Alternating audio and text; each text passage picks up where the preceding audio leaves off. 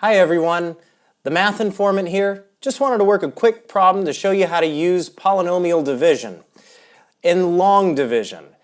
Here we've got a polynomial in the top divided by a polynomial in the bottom. If you're going to do this using long division, you go back to third grade. It's old school. In third grade they told you, make a vertical bar, make a horizontal bar, you put something inside, you put something outside and do a process. What was the process exactly? Well, they told you to take the top part of the fraction and just rewrite it and put it in there. So we're going to copy it and paste it and put it inside the box. And on the outside was the bottom part of the fraction. The parts of these fractions are fairly easy to put in. The one inside is called the dividend. The one on the outside is called the divisor. As you start to work the problem, your goal is this. You need to cancel the very first term through multiplication of this guy. So we need to generate a 4x cubed by multiplying the 4x. Well, the 4 is already there, which is great. But to get the x cubed, we need an x squared. So what that'll require is x squared on the top. X squared multiplies the 4x, giving us 4x cubed. Be careful, that's not where this finishes. The x squared did multiply the 4x to help generate this 4x cubed. But after it does that, it needs to go back and multiply the other term of that outside polynomial. So x squared will multiply the 5, giving us 5x squareds. We need to be careful that we line our 5x squareds up with the x squareds that were originally inside that dividend. Afterward, we're set. We draw this horizontal line. We do some subtraction. Now, when we subtract, be a little careful here. Subtracting means flipping signs. These were both positive, which means we are going to turn them into negatives. Each one gets turned into a negative. That's designed to help us cancel the very first thing. That 4x cubed up top is going to cancel with this negative 1 that we have on the bottom. Everything else just adds or subtracts straight down. Minus 7x squareds minus 5 more leaves us with negative 12x squared.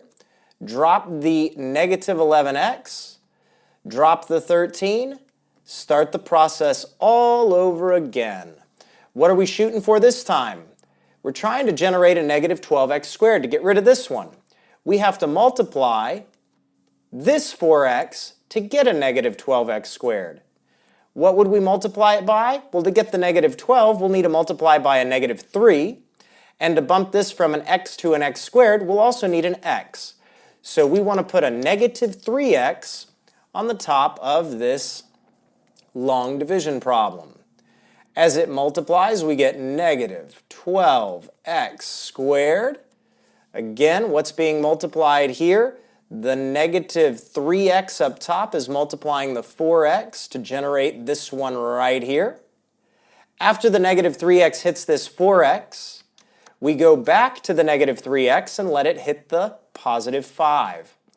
That'll generate 5 times 3, which will be negative 15, and we'll have x's. So negative 15x needs to appear underneath the term that has x's. It was the 11x. Draw the bar. Be very careful here once again. As we subtract, this was a minus, so it'll become plus. This was a minus, it'll become plus. And then we start to do some canceling and addition or subtraction. Here the negative 12x squared up top will cancel with the positive 1 that we have in the bottom. And we just add straight down. Negative 11x plus 15 more. If you had 15 x's and you took 11 away, you'd end up with 4 x's left over. And then drop that 13 down afterward. Once again, same process. We're trying to generate a positive 4x underneath this one by multiplying the 4x that's out here. It's already a 4x. That's great. We just need one of those.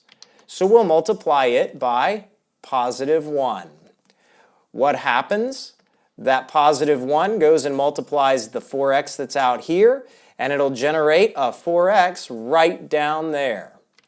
Once we have that 4x, though, we're not totally finished. After the 4x, we need to go back. Go back where? We need to take the 1 that's up top and let it multiply the positive 5. That'll be 1 times 5, which will generate another 5. Line that 5 up under the 13. Draw a flat line. Don't forget to subtract that line. That'll make a negative 4x and a negative 5. And then we start canceling some stuff away. Positive 4x and the negative 4x will cancel out. 13 minus 5 will end up leaving us with 8. So these are the components that we have after doing all of this. Once we've got all of that in play, we need to go back and rewrite this particular equation, or function, I should say, as a polynomial over another one. What are we going to rewrite it as? Well, there's a trick. They once told us that any fraction that you have can be rewritten as the quotient plus the remainder over the divisor.